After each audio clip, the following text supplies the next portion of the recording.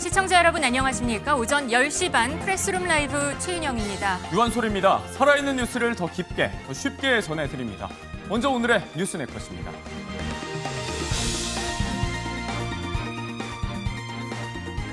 대선 D-15일, 그런데 갑자기 커피 원가 120원이 뜨거운 감자가 됐습니다. 이재명 후보의 과거 발언 때문인데 국민의힘은 커피 챌린지 중입니다.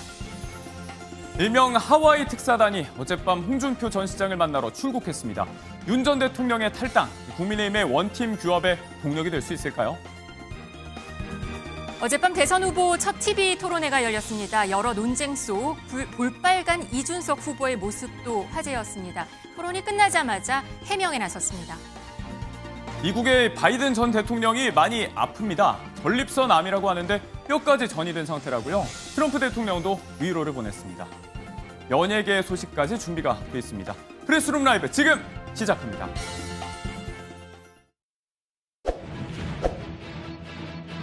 윤석열 씨가 12월 3일 내란의 우두머리라는 사실 인정합니까?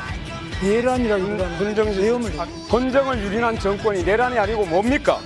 그 책임에서 빠져나오는 태도 이거 계속 보이시겠습니까? 헌법재판소에서 내란으로 원래 국회에서 소추를 했다가 국민 여러분, 소추장에서 내란은 뺐습니다. 그래서 윤석열을 지금까지 비호하신 분이 누구입니까? 딱 얼마나 답답하십니까? 말씀을 경제 토론 똑바로 아닙니까, 해야죠. 이거? 커피 한 잔의 원가가 120원이라고 발언하셔가지고 지금 뭐 굉장히 시끄럽죠. 어떻게 커피 원가가 지금 또 120원이라고 생각하십니까? 역시 이것도 하나의 예인데 이 말에는 맥락이라는 게 있죠. 이렇게 왜곡하시면 아니 그 말. 왜 윤석열 대통령은 기업에 대해서 얘기하면 직권남용이고 이재명 후보는 할 수 있다라는 입장인지. 근데 뭐든지 극단적으로 단정하고 전제를 왜곡해서 질문을 하거나 주장돼요. 토론과 대화를 하려면 상대를 존중하고 왜곡하지 말아야 됩니다. 상대의 말을 왜곡해서 조작을 해서 네가 이렇게 말했지 이렇게 주장을 하면 이건 토론이 아니라 싸우자는 거죠. 네, 어젯밤 열린 대선 후보 첫 TV 토론의 하이라이트 보셨습니다. 프레스룸 라이브 오늘 이 이야기부터 해보겠습니다. 이준우 국민의힘 대변인, 서재현 더불어민주당 선대위 공보단 공보기획위원 나오셨습니다. 안녕하세요. 네, 반갑습니다. 네, 어제 TV 토론 경제가 주제였지만 개헌 얘기도 나왔고요. 4인 각자 색깔은 뚜렷했던 것 같습니다. 그런데 김문수 후보와 이준석 후보가 협공하는 모습이 좀 눈에 띄었습니다. 이준석 후보는 국민의힘과 같이 안 하겠다고 했는데 어제 모습은 조금 달라져 보입니다. 대변인님. 네. 이준석 후보가 이제 좀 그 당초 예상을 좀 했었습니다. 단일화를 위한 어떤 그 행동에 대해서 이건 선택이 아니다. 이건 필연적으로 선거가 이제 막바지 이르게 되면은 양강이 결집할 수밖에 없고 그러면 제3지대 지지율이 떨어지기 때문에 본인의 존재감이 더 커질 것이다. 이 기회를 오히려 이준석 후보는 영리하기 때문에 놓치지 않고 잡을 것이다 라면서 단일화를 저는 예상했었는데요.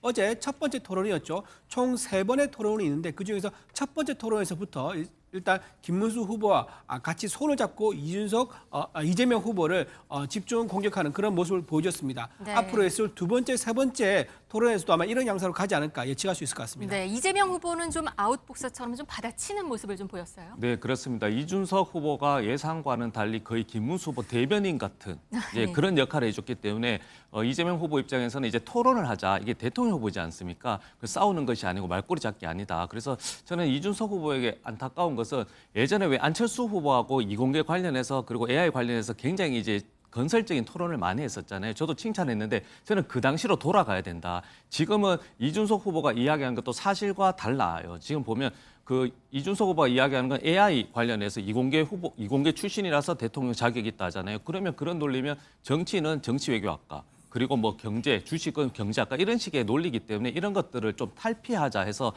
이번 후보가 이제 토론이 끝이 아니기 때문에 네. 2차, 3차가 있어서 그때는 좀 더 건설적인 토론을 좀 기대해 봅니다. 네, 계속되는 토론도 네. 계속 지켜보죠. 토론 마치고도 이재명 후보는 좀 여유를 보였다는 평가가 많은데요. 어제 토론회에서 이재명 후보가 많이 한 답변 중에 하나는 말을 떼내 왜곡해서는 안 된다 이 말이었습니다. 그리고 김문수, 이준석 후보도 왜곡이라는 비판을 했는데요. 왜곡 얘기가 나온 이유, 이것 때문이었습니다. 보시죠. 이재명 후보는 그저께 전북 군산 유세를 가셔가지고 네. 커피 한 잔의 원가가 120원이라고 발언하셔가지고 지금 뭐 굉장히 시끄럽죠. 어떻게 커피 원가가 지금도 125이라고 생각하십니까? 역시 이것도 하나의 예인데 이 말에는 맥락이라는 게 있죠. 그 말을 떼내가지고 그렇게 왜곡하시면 아니, 굉장히 분노를 많이 하고 있는데 이런 점은 굉장히 저는 안타깝게 생각하고요. 그리고 원가 자체가 뭔지에 대한 부분이 그렇고 그것만 넘어가겠습니다. 네, 이 이야기의 시작은 지난 16일 유세에서 나왔습니다. 한번 보시죠. 일단 닭죽 파는 거 좋은데 닭죽 한 마리 6만 원씩 받고 파는 거 좋은데 지금 그것 때문에 안 오지 않냐? 계곡에 사람이 더러워서 피해서 안 오지 않냐?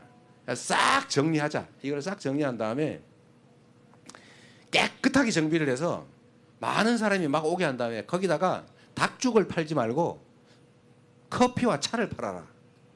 닭 5만 원 주고 해봐야 땀 삘삘 흘리고 막 1시간 동안 고아가지고 팔아봐야 3만 원밖에 안 남지 않냐. 그런데 커피 한 잔 팔면 8,000원에서 10,000원을 받을 수 있는데 원가가 내가 알아보니까 120원이더라. 싸구려 커피를 마신다. 싸구려 커피, 이 노래 다들 기억을 하시죠? 요즘 커피 한 잔 값을 두고 이 싸구려라는 표현이 어울리는가? 여기에 대해서 생각을 해볼 법합니다. 점심시간에 우리가 커피 한 잔 사 마시려고 해도 가격이 만만치가 않습니다. 자, 이 와중에 터져나온 이 후보의 이 발언이 논란이 되고 있습니다.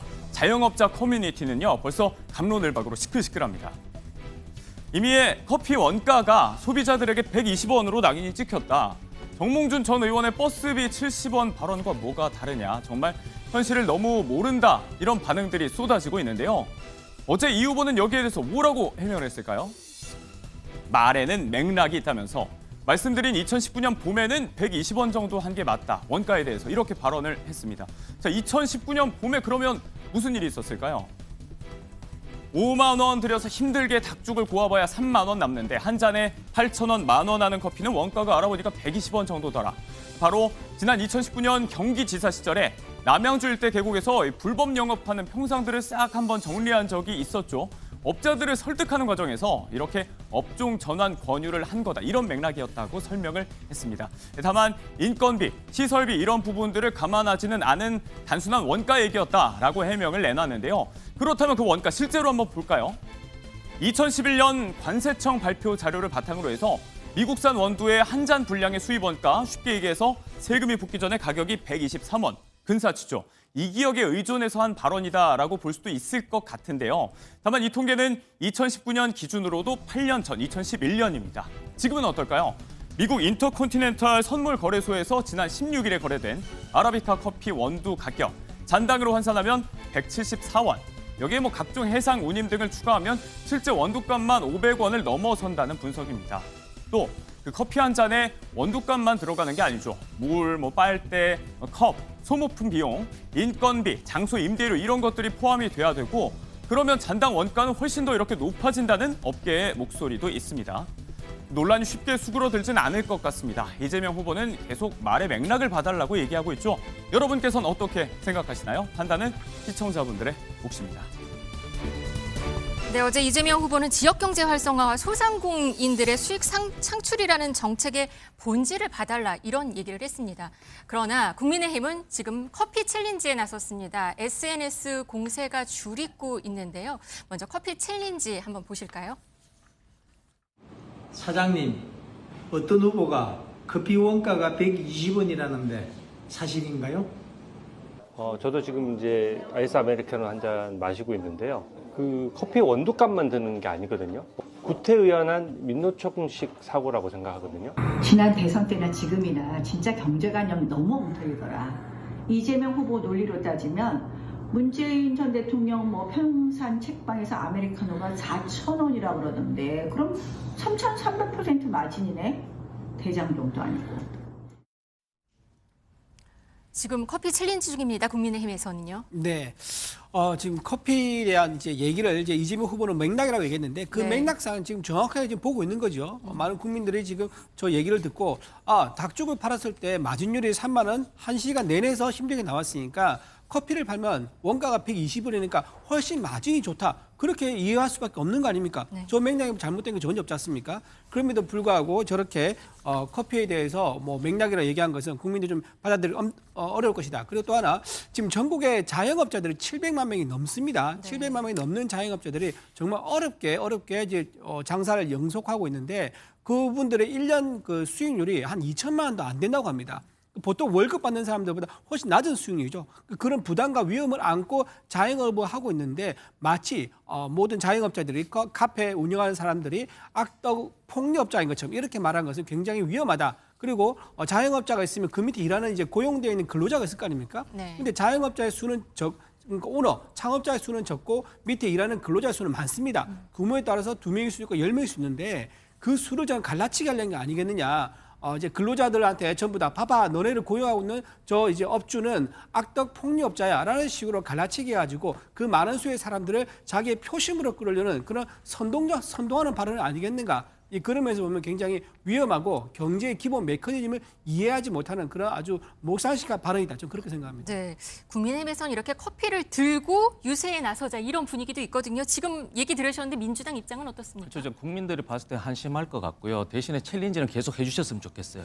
왜냐하면 저 챌린지를 하게 되면 이재명 후보의 그 경기도지사 시절 때 계곡 정비에 대한 그 성과잖아요. 그러니까 네. 국민들이 바라는 것은 이제 공약인 공약으로 끝나는 것이 아니라 실질적으로 했는지 그 실적을 보고 판단하는 게 그 기준인데 그 기준이 명확하다는 것이죠. 그러니까 커피 가격이 어떤 뭐 원가가 싸기 때문에 뭐 폭리를 취해서 비싸게 판다라는 그 논리가 아니고 네. 그 계곡을 정비하다 보면 그 깨끗해지잖아요. 뭐 도로든 그렇고 이제 가치잖아요, 문화. 그러니까 커피도 원가에 대해서는 뭐 인건비에 필요해서 원재료 자체는 120원, 뭐 150원 이것을 얘기하는 것이 아니고 그 주변의 환경 정비를 통해서 더 많은 관광객이 오서 그 수요를 창출한다. 그런 고부가 가치에 대해서 정치인들이 앞장서서 해주겠다 해서 설득시키는 그 과정 속에 계곡 주민 또 이재명 후보의 반대편이 됐다 지지자가 되어버렸거든요. 그래서 네. 이런 챌린지는 좋은데 다만 한 가지는 이 소상공인들께서 굉장히 힘들지 않습니까? IMF보다 진짜 힘들거든요. 네. 이것을 선거 캠페인으로 악용해서는 안 된다. 그래서 정말로 국민의힘이 정말 그 국민과 소상공인을 생각한다면 그 원두커피의 유통 시스템이라든지 장기적인 가격 안정성이라든지 그리고 커피를 많이 마실 수 있게 경제 성장할 수 있는 그런 정책을 비전하고 챌린지를 하면 박수 받고 표가 민심이 이렇게 다 연결되는데 저렇게 커피 챌린지 하면 이재명 후보만 돕는다니까요. 그래서 저런 행위는 절대로 해서는 안 되지만 민주당 입장에서는 해도 된다. 그렇게 생각합니다. 네, 근데 커피값이 지금 네. 120원으로 말한 것 때문에 지금 문제가 되고 있는 거거든요. 네, 그래서 제가 죄송한데 네. 원재료 말씀하셨잖아요. 네. 그 어제 이준석 후보도 서남해안권 발전 단가 1kW당 풍력은 한 300원 이야기했고 원전은 50원 이야기했거든요. 그 맞는 거지만 원전 짓는 것 그리고 폐기한 거 찾으면 원전 비용이 많이 비싸잖아요. 그런 논리다. 이렇게 이해해 주시면 될 것 네. 같아요. 말씀하시고 네. 아까 이제 뭐 계곡 정비 얘기하셨는데요. 네. 계곡 정비 이거 좀 정확하게 얘기하면 민주당에서 굉장히 불리한 주제입니다. 계곡 정비를 남양주 시장이 최초로 하셨던 분이죠. 이 문제를 본인이 치적으로 내세우니까 그때 당시 논란이 됐었습니다. 남양주 시장이 계곡 정비 사업을 했는데 그걸 마치 이재명 도지사가 한 것처럼 하는 것은 맞지 않다는 지적이 있었던 부분이라고 좀 말씀드리고요. 또 하나 만약에 이런 식으로 커피 원가를 이제 120원이라고 하면서 자영업자들을 이제 무슨 폭리를 취한 것처럼 얘기하면요. 무슨 카페 장사하는 사람들이 무슨 대장동 사업자입니까? 이런 식으로 폭리를 얘기한 것은 정말 맞지 않다. 국민들이 아마 자영업자들 많이 분노하고 있을 거라 생각합니다. 네, 사실 이 120원 얘기가 나오고 국민의힘에서는 커피 챌린지를 하게 된 거는 윤석열 전 대통령 과거 작년이었죠. 그 대파 사건 때가 기억나기 때문일 수도 있습니다. 작년 윤석열 전 대통령의 대파 사건 모습 한번 보고 오시겠습니다. 이것도 지금 원래 가격은 지금 한 1,700원 정도 해야 되는데 저희가 870원에 이제 금방. 근데 여기 지금 저희 하나로 맡으면 이렇게 하는데 다른 데는 이렇게 싸게 먹고 사기 어려울 것 같아요. 저도 시장을 많이 가봐서 대파 875원이면 합리적인 가격이라고 생각이 듭니다. 칼틀맛, 입틀맛도 부족해서 이제는 파틀맛까지 합니다. 대파로 무슨 테러라도 한다는 것입니까? 왜 이렇게 국민의 자유와 인권을 억압하는 것입니까? 오늘 사전투표 혹시 가시면 오른쪽 왼쪽에 대파는 빼고 쪽파만 붙여가지고 가도록 하십시오. 국가를 바로 세우겠습니다. 초등학생들. 그런데 더불어민주당은 뭐 했습니까? 이런 식으로 대파 흔들면서 희화화하고 정치적으로 이용하는 것 말고 한 게 있습니까? 그런 식이라면 일제 샴푸, 위조된 표창장, 법인카드 이런 거 들고 투표장 가도 되겠습니까? 정치를 조롱하지 않아야 한다고 생각합니다. 네, 이거 윤석열 전 대통령이 작년 3월이었어요. 대파 한 단을 들고 이게 800원이라고 했더니 이게 800원이 말이 안 된다. 이러면서 이제 민주당에서는 이게 대파 뭐였었죠? 대파를 흔들면서 파틀막이 나섰고 또 한동훈 후보도 그때는 좀 희화화하는 모습이긴 했어요. 근데 지금 상황은 조금 반대가 된 것 같습니다. 네, 먼저 그렇습니다. 말씀해 주시죠. 네, 그렇습니다. 지금 자영업자들 사이에 이런 볼멘 소리가 나옵니다. 이렇게 이제 이재명 후보가 이제 커피 원두 가격을 이제 120원이라고 하면서 사장들을 이제 악덕 폭력자로 얘기하는데 이 식으로 얘기하는데 그렇다고 하면 커피 자영업자 전부 다 나중에 줄 타락하라는 거 아니겠냐? 뭐 이런 얘기도 나옵니다. 그리고 뭐 커피 사업자들 전부 다 뭐 특검에 된 거 아니냐? 자, 이런 식으로 자영업자들은 커피 사업자들은 굉장히 걱정하고 있습니다. 이재명 후보가 가지고 있는 아주 강력한 공포의 리더십에 대해서 커피 사업자들이 걱정을 하고 있는 게 이게 그냥 막연한 공포가 예상이 아니라 실제로 그럴 수 있다는 그런 것 때문에 더 이제 공포심을 가지고 있는 거죠. 저는 이번 대선에서 커피 이제 원가 이 얘기가 단순히 이재명 후보의 커피 얘기가 아니라 이재명 후보 가지고 있는 기본적인 경제 메커니즘에 대한 이해가 부족하다. 아마 이제 이재명 후보가 집권하게 되면 사회 경제주의 시스템으로 갈 것이 아니냐. 가격을 억지로 통제하고 시장의 기능을 축소하고 큰 정보를 통해서 큰 정보가 시장에 개입하는 그런 식으로 시장을 이끌려는 것이 아니냐. 그런 우려감이 나타나는 그런 대선이라고 생각합니다. 네, 근데 아까 보시면 한동훈 전 그때 당시 대표가요. 대파를 흔들면서 희화화하는 거에 대해서 뭐라고 했거든요. 근데 지금 반대로 또 커피를 들고 하시는 것 같아서 거기에 대해서도 좀 국민들이 판단하시겠죠. 지금 이재명 후보가 가지고 있는 이제 커피에 대한 이제 뭐 얘기가 본인한테 이제 늘 얘기했지 않습니까? 시장에 대해서는 본인은 뭐 자신 있다 얘기하지만 사실 도지사 시절에 시장의 핵심은 성장인데 성장이 아니라 뭘 많이 했죠? 무상 교복, 무상 산후조리원, 뭐 토지 배당, 뭐 청년 배당 이런 식으로 나눠주는 거에서 주로 이제 방점을 많이 줬기 때문에 그런 경제적인 어떤 방향에 대해서 국민들이 대선에서 많이 판단해 주실 거라고 봅니다. 네, 민주당에서는 이 부분에 있어서 김용태 비대위원장에 대해서 고소 고발에 들어간다면서요? 고소 고발에 들어가야 되죠. 250조 제 1항이 아닌 2항에서는 허위 사실에서 낙선 운동을 하면 그 범법 행위입니다. 그러니까 이재명 후보가 지금 원가가 커피가 120원이기 때문에 한 500원 정도에 팔아야 된다. 너무나 비싸다고 했을 때는 김용태 의원이 너무 비싸게 판다는 말씀이 맞지만 네. 그 이야기를 한 적이 없는 거거든요. 그렇기 때문에 비싸게 판다고 해서 소상공인들 그 아픔을 이용한 것이기 때문에 그 더 나가서 낙선하려고 하는 허위 사실을 했기 때문에 이것은 분명히 그 범법 행위는 맞는 것이고요. 그리고 한동훈 후보가 얘기했던 희화화인데요. 대파든 커피든 우리는 이렇게 희화가 아니고 이건 수단인 겁니다. 그 유권자들, 시청자들에게 확 끌리잖아요. 왜 을지문도 포스터도 마찬가지입니다. 확 끌리게 이목을 주목해서 그 진실, 그 외면을 봤을 때가 중요한데 이 대파와 이 커피 논쟁은 좀 다른 것이죠. 대파했을 때는 윤석열 그 당시 대통령이죠. 대통령이 정부가 평생이 아니고 3년 동안 계속적으로 이재명 후보만 잡겠다고 했지만 물가를 안 잡은 겁니다. 그 물가를 안 잡는 상황에서 총선에서도 또 역시 2조 심판으로 해서 이재명 후보만 잡으면 물가가 잡힌다. 그리고 현실과 동떨어진 물가 인식했기 때문에 저도 민주연합 비례 후보로서 대파 광고도 찍었었지만 네. 이번 건은 좀 다르다. 그래서 국민의힘은 전략기획팀이 있을 겁니다. 그 진지하게 냉정하게 한번 판단하고 챌린지를 이어갈 것인지 중단할 건지 이제 논의할 필요는 있는 겁니다. 네. 오늘 아침에 김용태 비대위원장이 이와 관련해서 한마디 했거든요. 목소리 한번 듣고 오시겠습니다. 어제 어떤 분이 이 커피를 8,000원에서 10,000원 받는데 원가가 120원이더라 이런 말씀을 하셨습니다. 커피 소상공인 여러분들께 이 원가 120원인 것을 마치 약 80배 정도의 폭리를 취하는 것처럼 들리던데 커피 소상공인 여러분들의 생각은 어떠신지 좀 궁금합니다. 국민의힘도 사실 이 후보로 맞고발하기로 했다고 들리거든요. 이거 어떻게 돼가고 있는 건가요? 그렇죠. 이제 이재명 후보가 본인이 얘기한 거에 대해서 지적했는데 그걸 가지고 고소를 하니까 우리도 맞고 살 수밖에 없는 거고요.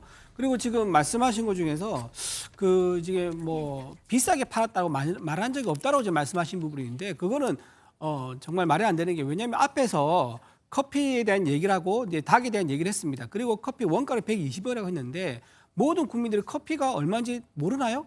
알고 있죠. 무슨 가격이 얼마인데 갭이 얼마다 이렇게 얘기하면 이제 그러면 이제 비싸게 파는 거다라고 이제 주장한 것은 굉장히 잘못된 거고 상식적으로 커피값이 얼마인지 다들 알고 있기 때문에 원가 120이라고 얘기한 것은 커피 판매하는 사람이 폭리를 많이 취하고 있다. 그런 목적을 의도적으로 전달하기 위해서 했다는 것을 말씀을 드립니다. 그리고 이재명 후보가 이제 부산 가서 HMM이라는 해운회사를 부산으로 이전하겠다 그랬거든요. 근데 알고 보니까 HMM 본사에서도 그런 얘기 전혀 나눈 적 없다 그러고요. 간부들도. 그리고 육지 노동자, 그다음에 해상 노동자 모두 다 노조에서도 그런 얘기 전혀 나온 적 없다고 했습니다. 네. 이것도 허위 사실이죠. 본인은 약속을 받았다. 직원들이 동의했다고 했지만 직원한테 확인해보니 전혀 확인한 적이 없다 그러거든요. 또 이렇게 선거에 나와서 유권자들의 마음을 유혹해서 혹세무민해가지고 마음을 흔들어가지고 표를 얻으려는 이런 적극적인 거짓말에 대해서는 정말 이재명 후보는 정말 그 버릇을 고치지 못한구나 그렇게 말씀드립니다. 네, 이 커피값, 원가 얘기가 물가 얘기랑 묘하게 좀 맞물리면서 가는 분위기인 것 같습니다. 선거 기간에는 아무래도 상대방을 공격하고 상대방의 약점을 잡는 경향은 있지만 이거에 대한 판단은 국민이 할 것 같습니다. 이번엔 내란 혐의 내용으로 가보도록 하겠습니다. 내란 혐의로 재판에 넘겨진 윤석열 전 대통령 소식으로 가보겠는데요. 오늘 10시 15분에 4차 공판이 시작이 했습니다. 탈당 후에 첫 법원 포토라인에 섰는데요. 무슨 말을 하지 않을까 했는데 아무 말 없이 지나갔습니다. 한번 그 영상 보시겠습니다. 끌어내라는 지시가 있었다는 증언 이어지는데 입장이 있으십니까? 국민께 하실 말씀이나 재판 관련된 입장 있으신가요? 비상계엄 사과하실 생각 있으십니까? 네, 오늘은 지지자들이 그 회전문 앞에서 서서 뭐 지하로 가라 이런 농성 항의 목소리도 내보내기도 했다고 하더라고요. 한 50명에서 한 70명 정도 모여 있었던 것으로 현장에서 전해지고 있는데요. 이번 재판은 지기현 부장판사의 술 접대 의혹이 불거진 이후에 첫 번째 재판입니다. 의혹 당사자인 지기현 부장판사가 이거에 대한 논란 언급하지 않을까 했었는데요. 한마디를 했습니다. 현장에서 들린 얘기 들어보면요. 재판 진행에 앞서서 한 말씀을 드려야 할 것 같아. 다들 궁금하게 생각하셔서 말씀을 드리면은 이 재판 자체가 신뢰받기에는 힘들다는 생각에 말씀을 드리며 이 얘기를 할 것 같다고 말을 했습니다. 뭐 최근 개인에 대한 의혹 제기로 우려와 걱정 많은 상황을 알고 있지만 그런데 본인은 평소에 삼겹살과 소맥을 마시면서 지내고 있고 의혹 제기 내용 자체가 사실이 아니라고 했습니다. 그런데 가서 접대받을 생각도 해본 적도 없고 그런 시대가 아니라고 합니다. 중요 재판이 한창 진행되는 상황에서 판사 뒷조사 그리고 판사 뒷조사에 의한 계속적 의혹 제기로 인한 외부 자극이나 공격에 대한 재판부가 하나하나 일일이 대응하는 것 자체가 재판 진행에 영향을 미칠 수 있다면서 관련 의혹에 대해서는 완벽하게 좀 부인을 한 모습입니다. 어떻게 보셨습니까? 네, 그래서 지금 두 가지 정도를 좀 나눠서 봐야 될 것 같은데요. 네. 그 윤석열 전 대통령 관련해서는 끝까지 계엄 관련해서 사죄를 하지 않고 있는 모습. 이제 국민의 암살하면서 답답하다. 그리고 소상공인 말씀하셨는데 계엄 이후에 더 힘든 상황에서 매출이 30~40% 떨어졌습니다. 그러니까 굉장히 힘든 부분에 대해서 정말 사죄해야 된다 하나 하고요. 그리고 지기현 판사 같은 경우에는 그 형사소송법에 구속 취소 사유가 10일로 되어 있는데 그것을 기간을 240시간으로 어떤 특혜 아닌 특혜 모든 국민들이 의아해한 부분이 있는데 이 부분이 민주당으로부터 제보가 들어온 겁니다. 지난해 8월인 것이죠. 8월에서 어떤 술 접대 의혹을 받았기 때문에 이것이 혹시 의혹이 아닌가 이 분리는 될 수 있지만 그 판사에 대해서 어떤 청렴성 하나고 또 윤석열 전 대통령의 어떤 그 재판할 때 공정성이라든지 신뢰성에 대한 문제 제기를 해서 이 부분은 검사, 즉 검사는 판사 스스로가 한번 해명해보라는 기회를 주신 거고요. 그 기회에서 본인은 사실이 아니다고 했을 때는 제보자 그리고 증거 사진이 민주당에 있다고 하니 이것을 이제는 또 공개하거나 어떻게 보면 검찰에 또 제시해서 수사로 갈 수밖에 없는 상황이다. 이런 말씀 드리겠습니다. 네, 지기현 판사가 이런 말은 해서 또 정치권의 관심이 사실 높잖아요. 어떻게 좀 다행스럽다고 봐야 되는 건가요? 건가요? 어떻게 보세요? 국민의힘에서는. 그렇죠. 지기현 판사 본인이 지금 재판에 영향력을 행사하기 위해서 민주당에서 이런 공격하고 있다는 것을 온 국민이 알고 있을 겁니다. 그래서 본인이 이런 의혹에 대해서 해명하지 않으면은 혹시나 오해를 살 수 있기 때문에 본인이 적극적으로 해명한 거 이거는 굉장히 잘했다 보고요. 근데 그에 반해서 지금 민주당 계속 끊임없이 제보라는 이유로 막 이제 던지기를 하는데 저는 이게 굉장히 위험하다 생각합니다. 지난번에 청담동 술자리 의혹을 제기했지 않습니까? 이것도 제보 있었습니다. 네. 근데 사실 드러난 게 대부분 드러났죠. 그 여성 제보자가 허위란 것을 이미 고백한 상태이고요. 또 하나 지금 최근에 또 주진우 지금 국민의힘의 의원이 있습니다. 그분이 여성 접견과 함께 있는 모습이라면서 사진도 공개했는데요. 알고 보니까 그 여성들은 누구냐? 선배 부부였습니다. 선배 부부의 배우자였던 분들인데 그분들을 전부 다 여성 접견이라 명예훼손하는 아주 심각한 이제 가짜 뉴스를 퍼뜨리고 있는데 제보라는 이름으로 이렇게 선거를 혼탁하게 만들고 막무가내로 의혹을 제기하는 거 또다시 민주당의 이제 가짜 뉴스 이런 공작이 시작됐다. 굉장히 우려를 표합니다. 네.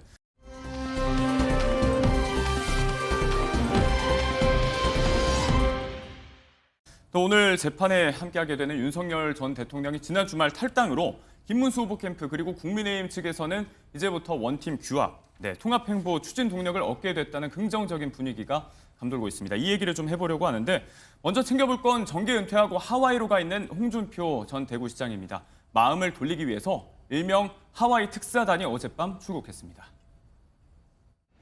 홍준표 우리 전 시장님께서 지금 하와이에 머물고 계시는데 아직까지 오지 말라는 완곡한 그런 말씀이 있습니다.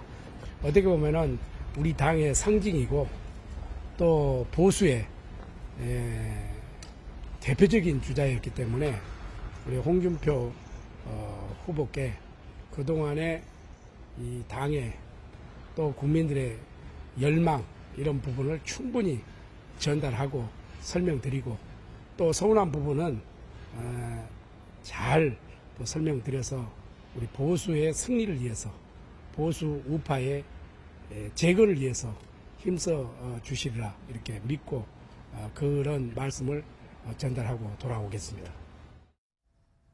선대위 합류를 공식 요청을 하겠다는 거죠. 지금 보신 것처럼 친분이 있던 김대식 의원이 필두로 섰고 사진 보면 유상범 의원도 보이고 캠프 대변인이었고 지금 선대위 대변인이 된 이성배 전 아나운서도 함께 동행을 해서 좀 읍소를 할 것 같은데 또 김 후보가 직접 손편지를 썼다고 하더라고요. 네. 굉장히 또 아날로그적인 소구 전략인데 어떤 게 쓰였을까요? 네, 진정성을 보여주기 위한 거죠. 지금 김문수 후보가 어제 토론에도 잘 나왔지만 되게 진정성 있는 모습, 이제 진짜 인생을 살아오신 분 이런 네. 모습을 많이 이제 강점인데 이런 부분을 이제 보여주기 위해서 손글씨를 써서 편지를 직접 이제 전달하는 게 아니겠는가 싶은 생각이 들고요. 네.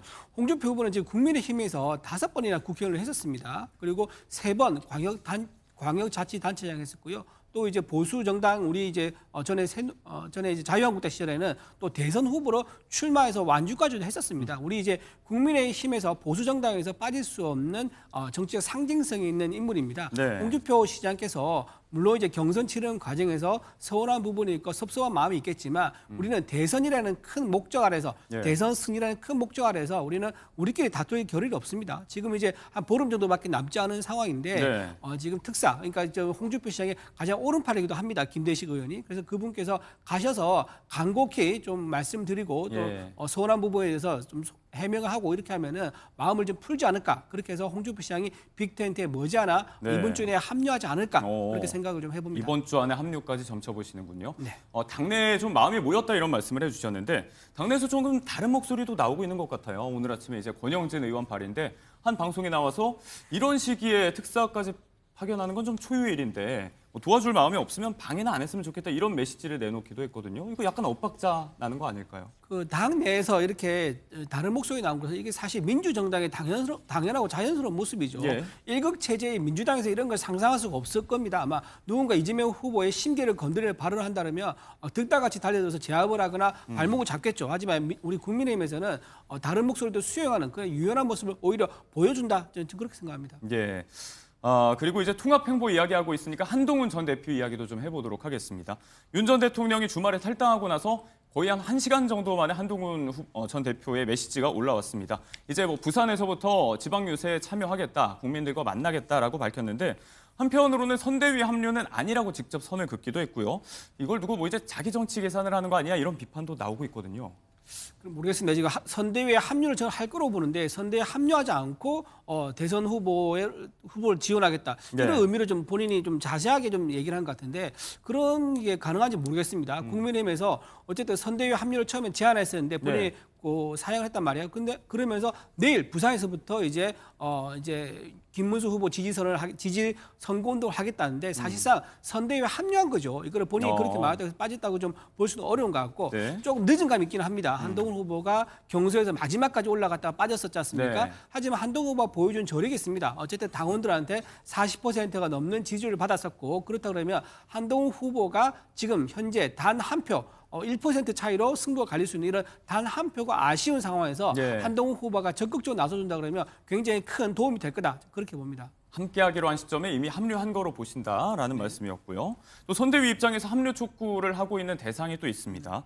단일화 내용 끝에 이제 한덕수 전 총리가 남아 있는데 자기가 도울 수 있는 건 돕겠다라고 이야기를 했었거든요. 서재원 부위원장님께 좀 여쭤보자면 밖에서 보시기에 한덕수 전 총리 지금 어떤 생각하고 있을지 합류가 뭐 가능할지 이런 거 한번 점쳐보실 수 있을까요? 그러니까 돕고 싶다는 마음 자체가 없는 겁니다. 왜냐면 저도 선거를 뭐 주인공이 아닌 후보로도 했지만 지금 또 이렇게 옆에서 선거운동하는 경우도 있거든요. 그러면 직책은 중요한 건 아닙니다. 그래서 열심히 자기 역할 하게 되면은 그것도 선대에서 또 알아주는 부분이 있는 것이고 또 본인이 내뱉은 말이 있잖아요. 국민의힘에 당원으로 가입해서 정말 이재명 후보와 한번 싸워서 정말 자유민주주의를 또 한번 재건하겠다고 하셨잖아요. 네네. 그러면 김문수 후보가 후보의 주인공이라는 표현도 좀 적절치는 않지만 후보라면은 당연히 도와야 되는 겁니다. 저렇게 포옹하고 함께 하자고 했지만 선대위원장도 고사했었죠. 그리고 또 1, 2주 뒤에는 아무 어떤 말씀도 없으신 겁니다. 그러면 지금 선거가 이제 15일 남았거든요. 그러면 당연히 정말 선대위에 들어가셔도 되고 안 들어가셔도 본인의 역할, 주변의 지인들에게도 선거 운동하는 것도 큰 효과거든요. 그래서 저는 선대위 합류 여부가 아니고 정말 그 한덕수 총리께서는 그 국민의힘에서 굉장히 많은 특혜를 제공했기 때문에 그걸 갚는 입장에서도 선거운동을 더 열심히 해야 된다. 그런 충고도 드립니다. 안철수 의원은 오늘 오전 SNS 글이었고 뭐 비슷한 메시지를 계속해서 내왔지만 뭐 당 차원에서 아주 적극적으로 또 어필을 하는 건 아니다. 이런 비판의 목소리도 있습니다. 자, 이런 국민의힘의 원팀 규합 시도에 윤 전 대통령의 탈당이 얼마만큼의 동력이 돼줄 것인가가 결국은 관건인데 일단은 메시지 자체를 보면 뭐 계엄이나 파면에 대한 사과가 정확하게 드러나지도 않았고 이걸 박근혜 전 대통령 시기와 비교하면 그때는 대선 이후였지만 강제 제명 조치가 있었는데 어떻게 보면 이제 잦은 탈당의 길을 좀 열어준 게 아니냐. 이것 때문에 중도층에는 좀 마음을 얻기가 좀 효과가 미비할 수도 있다. 이런 목소리도 있는 것 같거든요. 저는 오히려 중도층에 더 확산 가능성을 더 열어놨다 이렇게 좀 생각을 합니다. 지금 이제 샤이 김문수라고 하죠. 미국에서는 샤이 트럼프가 있었는데요. 미국 대선에서도 트럼프가 대선에서 당선되기 전까지는 각종 여론조사에서 항상 뒤지는 걸로 나왔습니다. 하지만 막상 이제 투표를 해보니까 훨씬 앞서는 이제 그런 지지율 나왔지 않습니까? 그러니까 여론조사에서는 본인이 어떤 그 트럼프 후보를 지지하는 걸 드러낸 것을 꺼려하는 현상이 있었던 거죠. 이것도 마찬가지입니다. 왜 있었냐? 윤석열 전 대통령이 탄핵으로 인해서 인용이 돼서 지금 파면된 상황입니다. 그런 정당에 있는 김문수 후보를 냈다는 것을 일치시키는 것을 드러내고 싶지 않은 거죠. 하지만 이제 윤석열 전 대통령이 스스로 탈당하고 당을 나가서서 자연인이 됐기 때문에 그렇다고 하면 훨씬 더 마음이 부담이 덜한 거죠. 그래서 샤이 김문수 이런 표들이 아마 이번 주 여론조사부터 이제 드러나기 시작할 것이다. 지금 이미 지난주와 이번 주 뭐 비교해 보니까 4%포인트 이상 오른 김문수 후보의 지지율 나오기 시작하더라고요. 그래서 본격적으로 어제 TV 토론도 있었기 때문에 TV 토론에서의 어떤 방향과 그다음에 샤이 김문수의 등장 이 두 가지 효과가 합쳐진다 그러면 지지율에 상당한 변화가 있을 거다 저는 그렇게 봅니다.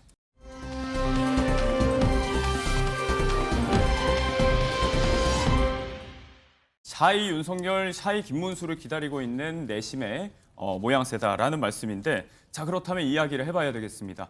1호 당원은 당을 나갔고요. 이 시기에 입당을 한 사람도 있고요. 반면에 조금 더 엇갈린 행보를 보이고 있는 보수 인사도 있었습니다. 관련해서 모습을 보고 이야기 이어가겠습니다.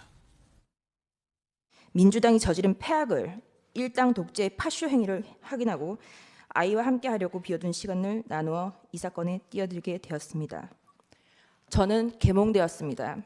그동안 4반세기 동안 이루지 못한 DJ의 꿈을 이제 6월 3일 밤부터 시작되는 차기 정부에서 이룩할 사람 그 후보의 이름이 누굽니까 여러분?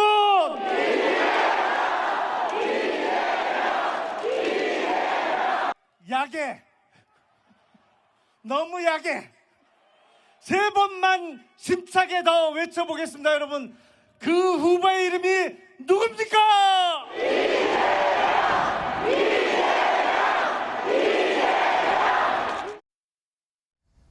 개몽됐다 발언으로 유명세를 탔던 김계리 변호사가 국민의힘 입당 신청을 했고, 또 이제 전 새누리당 소속으로서 김용남 전 의원이 민주당 이재명 후보의 지지 선언을 한 모습까지 살펴보셨습니다. 먼저 김계리 변호사 이야기를 좀 해보자면, 이제 윤어게인 신당 창당의 당사자죠. 이런 사람이 이제 입당을 해서 뜻을 같이 하겠다. 이런 부분 때문에도 전 대통령의 탈당 효과가 미비할 거라, 이런 이야기거든요.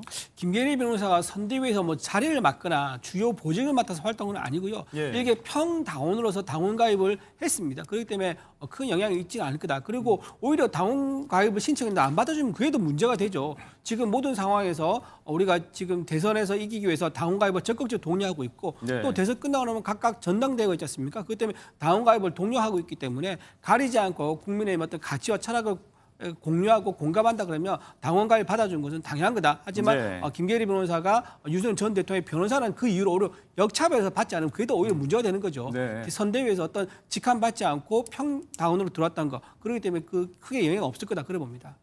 반면에 이제 윤석열 캠프에서 역할을 했었던 김용남 전 의원이 개혁신당 탈당을 하고 지지 선언을 이재명 후보 쪽으로 했습니다. 어제 광주에서 김상욱 의원이 민주당에 입당을 했고, 또 허은하 전 개혁신당 대표도 이제 이 후보의 중도 확장 보수 전략을 좀 주의 깊게 보고 있다. 합류 여부가 또 점쳐지기도 하거든요.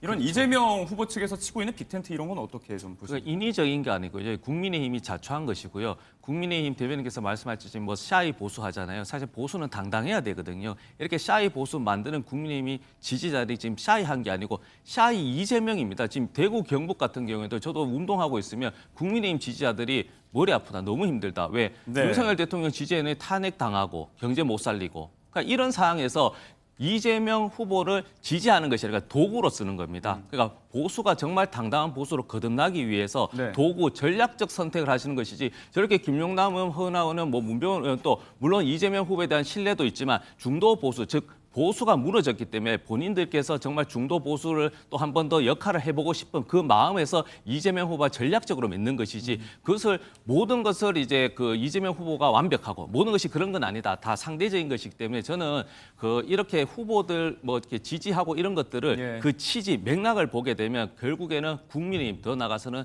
윤석열 전 대통령이 자업자득. 예, 이 결과다. 저는 이렇게 평가하고 싶습니다. 명분의 진정성을 네. 좀 보느냐, 정치적 행보냐, 좀 각자의 평이 좀 갈릴 것 같습니다. 그런가 하면 이제 허은하 전 대표 이야기를 했으니까 이제 탈당의 배경에는 이준석 후보와의 갈등이 있었거든요. 이준석 후보의 오늘 행보도 좀 살펴보도록 하겠습니다. 오늘은 오세훈 서울시장이 주최하는 토론회에 참석하고 곧바로 호남으로 이동해서 표심 잡기에 나설 예정인데, 어제 토론회가 있었죠. 이재명 후보를 향해서 정말 날선 수위의 공세를 폈는데 그 과정에서 좀 얼굴이 상기됐나 싶었거든요. 근데 네. 이제 얼굴이 좀 붉어진 부분에 대해서 많은 분들이 궁금해하셨는데 본인이 직접 해명을 해놨어요. 네, 그렇습니다. 저도 실시간으로 좀 방송을 보면서 유독 좀 볼이 빨개서 혹시 뭐 부끄러워나 그런 건 아닙니다. 왜냐하면 이준석 후보 같은 경우는 나이는 네. 어리지만 정치적으로는 굉장히 오랜 경험이 있고 방송이라든지 토론을 했기 때문에 뭐 부끄러워서 이런 것이 아닌데, 긴장할 사람은 아니니까. 그렇죠. 유독 이제 붉어서 저도 좀 궁금했고 건강에 안 좋은가 한번 염려했었는데 확인해 보니 염증약을 하는데 후보 기간에는 24시간이 모자랄 정도 굉장히 네. 목을 많이 해서 저도 목 캔디를 늘 하더라도 목이 상하는 경우가 있고요. 그래서 이준석 후보 같은 경우는 개혁신당의 또 미래 또 책임지는 그 부담감이 있기 때문에 더욱더 몸이 더 반응하는 것 같아서 저런 거는 조금 뭐 지지하진 않더라도 네. 걱정되는 부분은 있습니다. 안타까움이 드는 게 네. 인지상정이겠죠. 제 기억에는 이제 공식 선거 운동이 시작되기 전날에 부산의 명지시장에서 마이크 없이 유세를 하면서 거기에서부터 좀 목이 많이 상했던 그렇죠. 걸로 좀 네. 보였는데 그 여파가 남아 있는 것 같습니다. 범보수의 유일한 역전 변수가 이준석 개혁신당 후보와의 단일화라는 이야기가 꾸준히 나오고 있습니다. 최근에 지지율은 계속해서 10%를 향해 가고 있는데, 만약에 두 자릿수 지지율을 뚫는다면 국민의힘 입장에서는 이제 단일화를 주장할 수 있는 명분이 좀 적어지는 거 아닌가, 이런 이야기 나오거든요. 그렇죠. 이제 두 자리가 되면 이제 그렇게 되는 거고, 이준석 네. 후보도 본인의 정치적 어떤 개인적인 소망은 이번에 한번 두 자릿수 만들어 보자 이런 것도 있을 겁니다. 네. 또 현실적으로 두 자릿수를 만들어야지 선거 자금도 보존이 가능하죠. 절반이라도 그런 네. 상황인 건데, 아까 좀 전에 제가 말씀드렸다시피 선거 후반에 치달을수록 양측이 결집하게 되거든요. 지금 45대 45 이런 상황이 조만간 이루어질 것이다. 그러면 나머지 10이 있는 건데요. 결국 궁극에 가면은 49대 49의 승부가 될 겁니다. 그러니까 중간에 이재명 후보가 가지고 있는 지지율이 뭐 한 자릿수에서 그 한 자리 더 작아져서 2에서 3% 수준이 될 거예요. 그렇다 보면 본인이 아주 젊고 그리고 이제 보수 정당에서 들어와서 본인이 어떤 그 뭐 예를 들면 과기부 총리라든가 또는 과기부 장관이라든가 이런 것을 할 수 있는 아주 많은 정치적 가능성이 열려 있기 때문에 결국 전국에는 단일화에 참여하면서 대선 승리를 결판짓는 그런 역할을 하게 될 것이다 그런 봅니다. 계속된 단일화 이야기에 선을 긋고 있는 이준석 후보가 과연 최종적으로 어떤 결정을 내릴지에도 관심이 쏠리고 있습니다. 대선 국면 이야기 해봤습니다. 두 분께 감사드립니다. 고맙습니다.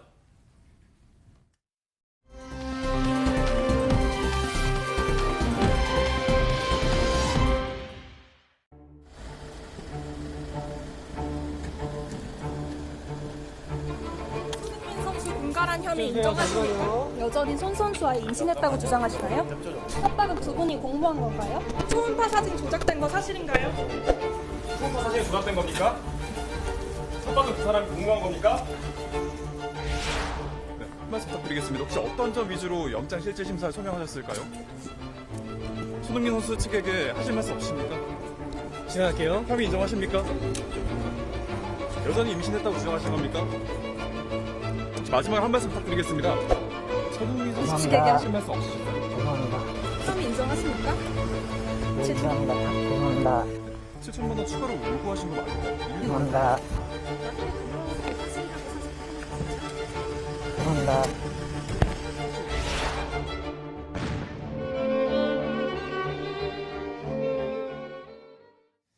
임신 사실을 두고 축구선수 손흥민 씨를 협박했다는 두 일당이 경찰에 붙잡혀 있죠. 주말 새 보도가 많았는데 관련 이야기부터 홍종선 대중문화 전문기자, 양지민 변호사, 박진아 아나운서 세 분과 함께 해보겠습니다. 어서 오세요. 안녕하세요.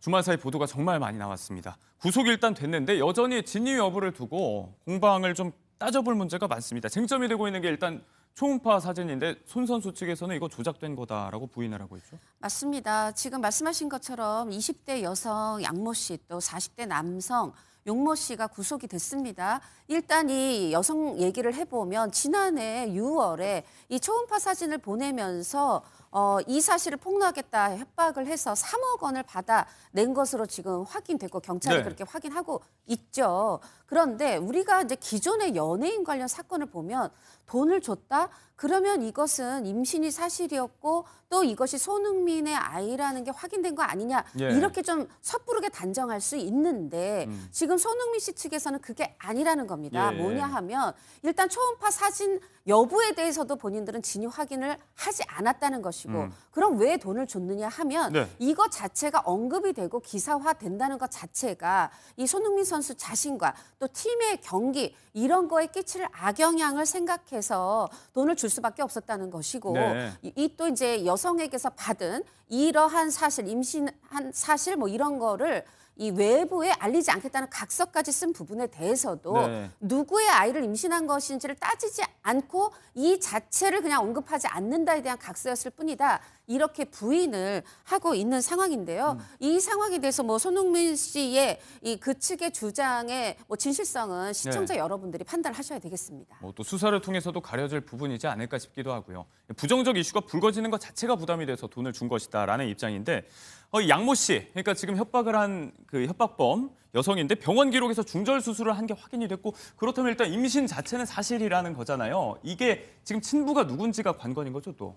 네, 맞습니다. 지난 17일 영장실질심사에 출석한 20대 협박범 양모 씨. 경찰은 양모 씨로부터 임신 중절 수술을 받은 이 병원 기록을 확인을 했다고 합니다.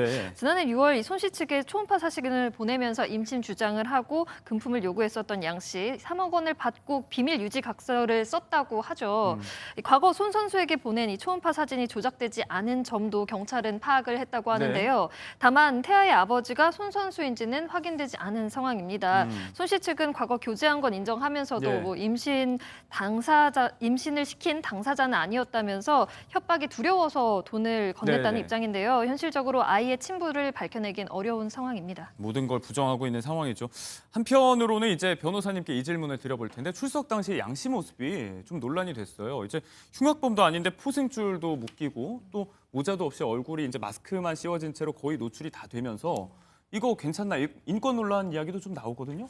그렇죠. 왜냐하면 우리가 이제 범죄자라고 하더라도 신상을 공개하는 데 있어서는 이 신상공개위원회를 열어서 신상공개 여부를 결정을 해야 되는 것이고 예. 물론 이때 공개되는 신상에는 이름이라든지 얼굴, 일명 머그샷이라고 하는 그 사진이라든지 이런 것들이 다 이제 공개가 되죠. 근데 지금 상황의 경우에는 일단 이동을 하는 중이었습니다. 네. 이제 영장실질심사를 받기 위해서 법원으로 들어가는 그 모습인데 마스크를 착용하기는 했지만 일각의 시각에서는 아니 흉악범도 모자라든지 이런 것들을 착용을 하도록 하는데 왜 이렇게 모자나 얼굴을 가릴 수 있는 것을 최소화했느냐라는 좀 이야기가 나오는 것이고요. 예. 뭐 자세한 내막은 모르겠지만 글쎄요 본인의 선택일 수도 있고 아니면 수사기관에서 제공하지 않았을 그럴 가능성도 있겠지만 일단은 원칙상으로는 다른 범죄자들과도 마찬가지로 본인이 원하는 한도 내에서의 이제 저런 마스크라든지 이런 것들을 제공하고 네. 그게 아니라고 한다면 사실은 이제 이동 중간이기 때문에 명확하게 어떻게 해야 된다라는 규정은 없는 것이 사실입니다.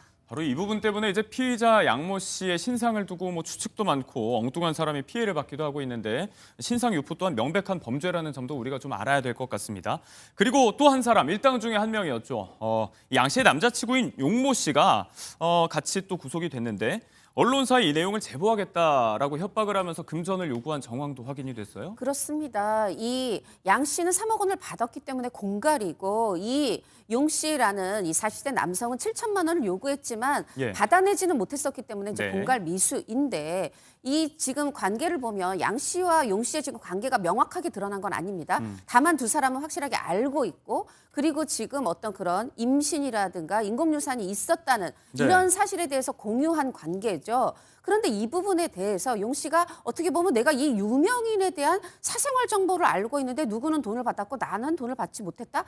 나도 이게 어떤 금전 가치가 있는 게 아니냐 생각을 하고 네. 지난 3월에 이 매니저를 통해서 7천만 원을 요구하게 됩니다. 그러면서 내가 이거 기자들한테 제보하겠다 했고 실제로 3월에 협박하고 또 이제 4월 말에 일부 기자 몇몇에게 이런 손흥민 관련 사생활 관련 정보를 가지고 있다. 익명을 네. 보장하고 사례금을 명시해 준다면 내가 응할 의사가 있다. 이런 메일을 이제 보내기도 했는데 네. 여하튼 돈을 받아내기 전에 이 매니저가 3월부터 시작해서 계속 굉장히 시달렸을 거고 그랬다고 그래서 이제 하더라고요. 본인 선에서 이거를 처리하려고 하는 게 아니라 이 손흥민 씨한테 직접 얘기했고 손흥민 씨가 더 이상 허위사실로 인해서 우리가 이 시달릴 필요는 없다면서 고소를 택하면서 이게 수면 위로 드러난 상황입니다. 이 사안이 또 손흥민 선수 측에 굉장한 부담이 되기 때문에 여러모로 고생을 한 사람도 많이 있을 것 같습니다.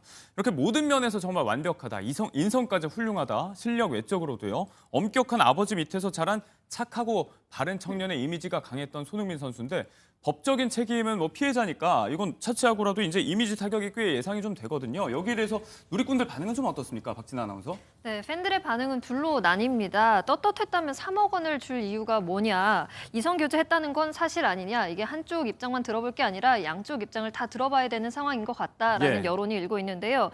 반면 사생활 영역이고 다 큰 성인이고 이성교제 할 수 있다. 협박범을 비난해야 한다라는 의견이 나오고 있습니다. 네. 이 손흥민 선수 대중의 관심을 받는 월드 스타이니만큼 이번 일이 국민들의 관심을 또 사고 있는데요. 논란은 더욱더 커질 것으로 예상되고 있습니다. 네, 주말까지 스포츠의 사회면까지 뜨겁게 달궜던 소식이었습니다. 이 소식은 이 정도로 이야기하고 넘어가 보도록 하고요.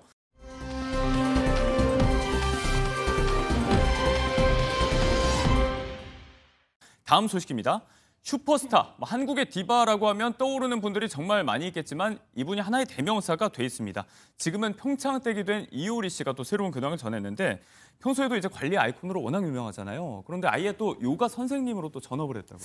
뭐 매일매일 열리는 정기적으로 열리는 요가 클래스의 선생님이 됐다기보다는 예. 어떻게 보면은 그 요가복 모델을 하게 됐는데 이 이제 업체에서 특별 행사를 마련한 거예요. 단순히 그렇군요. 모델 너무 요가복 입은 예쁜 모습만 공개하는 게 아니라 네. 이제 이효리 씨가 직접 SNS에 내일 수업에서 만나요 했거든요. 어떻게 보면 모델과 함께하는 요가 명상 수업을 이런 이벤트를 열게 된 거고 네. 굉장히 저는 이게 새롭다고 생각이 들고 또 이효리 씨가 그래서 이런 수업을 함께 하면서 이 모델복을 사든 사지 않든 대중의 관심이 큽니다. 네, 워낙에 문화적인 파급력이 큰 인사 중에 하나니까요. 정말 많은 유행을 만들어냈다. 트렌드 세터라고 이야기해도 과언이 아닐 것 같은데, 자, 지금도 뭐 모든 것들이 연예인의 삶에서 좀 멀어진 와중에도 화제가 되고 있어요. 얼마 전에 또 쉽게 좀 시도하기 힘든 파격적인 아이템을 또 소개했다면서요? 그렇습니다. 이효리 씨 하면 패션의 아이콘이라는 말이 절로 떠오르죠. 얼마 전 독특한 아이템을 SNS에 올려서 또 화제를 모으기도 했는데요. 네. 바로 발가락 운동화입니다. 발가락 운동화요? 네, 등산하는 사진을 올리면서 이 발가락 운동화 신은 모습을 공개를 했는데요. 네. 디자인이 참 독특합니다. 요가나 필라테스를 할 때 신는 보통 얇은 발가락을 다 움직일 수 있는 그런 양말을 보통 신곤 하는데요. 네. 이게 미끄러지지 않게 하기 위해서 또 발가락 움직임을 다양하게 쓰기 위해서인데 비슷한 개념입니다. 발가락 운동화를 선보이면서 둔탁할 수 있는 네. 이 발의 움직임을 다양하게 쓸 수 있도록 네.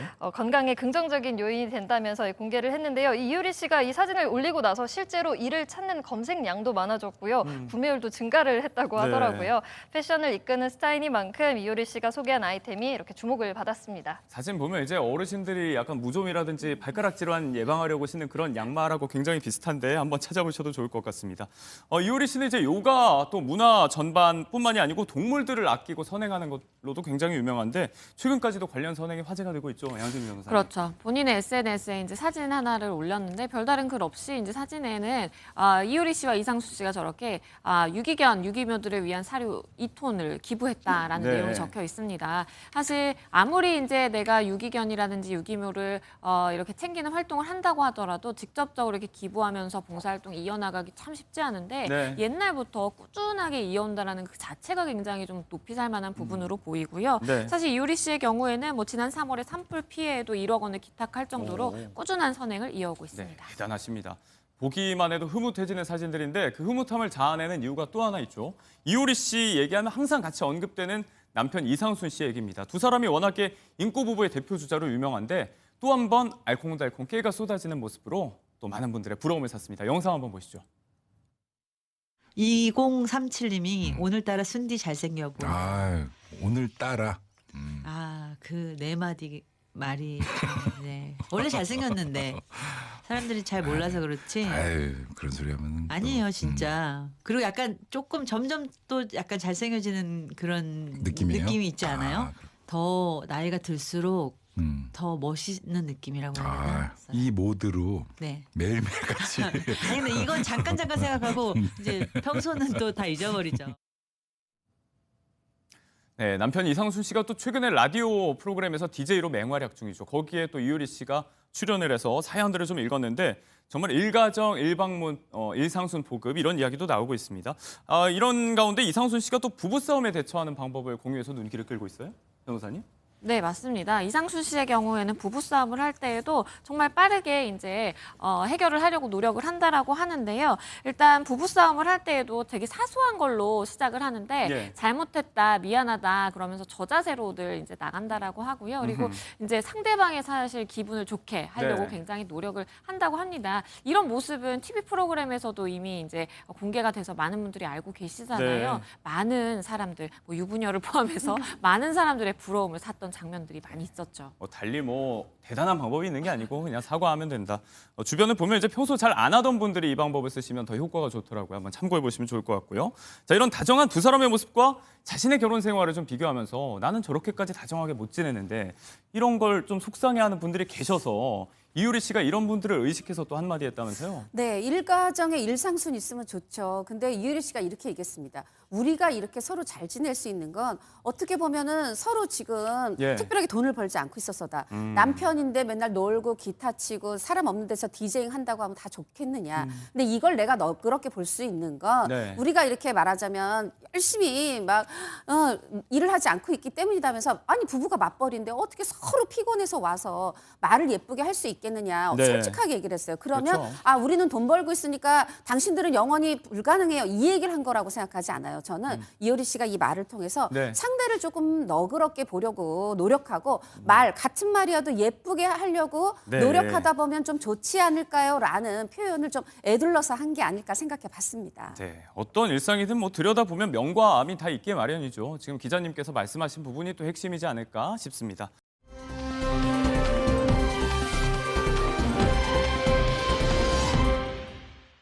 자, 다음 이야기로 갑니다.